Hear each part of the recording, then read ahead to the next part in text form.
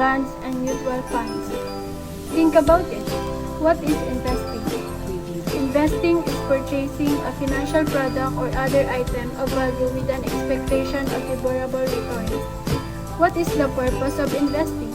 The purpose of investing is to save money in order to improve financial well-being. What is the return on investment? The return on investment is the rate of revenues received for every dollar on investment in an item or activity.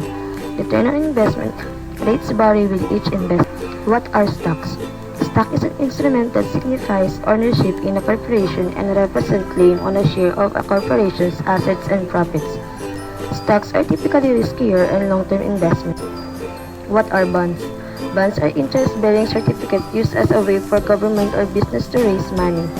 The bondholder lends money to the bond issuer for a set amount of time and interest. When the bonds are sold back to the issuer, the interest earned is given to the bondholder. Bonds are typically low risk and good for short-term investment. What are mutual funds? Mutual funds are open-ended investments that are professionally managed and consist of a variety of investment instruments including stocks, bonds, options, commodities, and money market securities. Diversification provides greater safety and reduces risk. Mutual funds and long-term investments. What is a real estate? Real estate is a piece of land and any buildings or structures in it. Real estate is a long-term investment.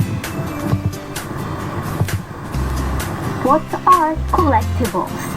Collectibles are items which have value due to its rarity and desirability, such as antiques, coins, cards, and art.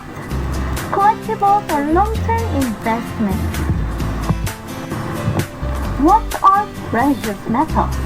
Precious metals are natural metals that have value such as gold, silver, platinum, and palladium. Precious metals are long-term investments. Do all investments offer a guaranteed positive return on investment? No. Although some investments are more likely to have a positive return on investments. Stocks, bonds, and mutual funds. How are risk and return related? The greater the risk, an investment may lose money. The greater its potential to provide a positive substantial return. The inverse is also true.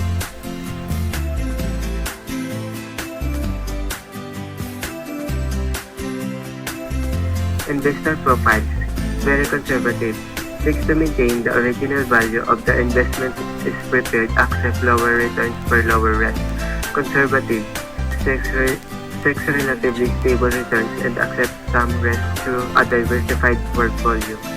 Moderate, seeks higher medium-term returns and accepts the possibility of negative returns over short periods.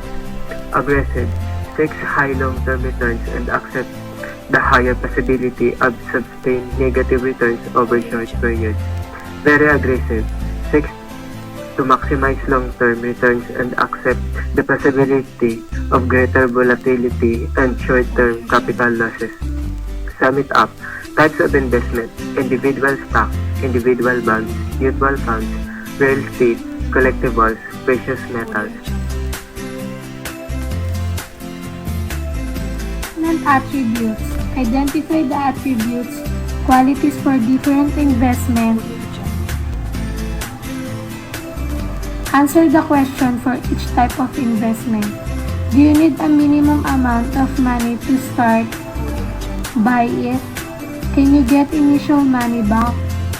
Does it pay interest? Can someone steal it? It is professionally managed. It is easy to access the money.